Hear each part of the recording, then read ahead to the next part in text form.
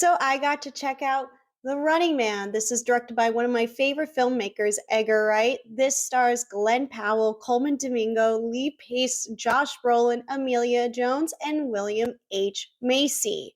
This is based on the book by Stephen King and is a remake of the 1987 film, which starred Arnold Schwarzenegger. So I actually read the book for the movie. It's the first Stephen King book I've read in a very long time. I'm not really a fan of the 1987 film, but I was excited because Edgar Wright was directing this, and I was excited to see what he was going to make after directing Last Night in Soho, which I really was not a fan of, and I enjoyed The Running Man. And I enjoyed most of the action sequences here. I thought Glenn Powell was a great casting choice to play Ben Richards. And actually, when I was reading the book, I was picturing in my mind Glenn Powell, and I thought he did a good job of bringing the character to life. But I will say it, I enjoyed the movie more than the book.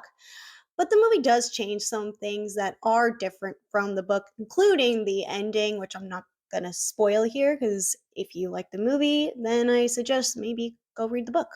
And I enjoyed all the casting here. The one thing about an Edgar Wright film is that casting is on point for all of his movies. From Coleman Domingo, who plays the host and I think is a very charming host. Then we have Josh Brolin, who plays our villain. And then we have the scene stealer, Michael Cera. And I love the energy that Edgar Wright was able to bring for this project. It's silly, it's goofy and cheesy, and it's still very stylish.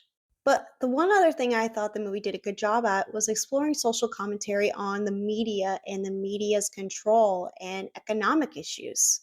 The movie does suffer from a couple of flaws, one of them being its runtime. The original 1987 film was about an hour and 40 minutes long. This version, it's over 2 hours long, and it does feel like an 2 hour watch.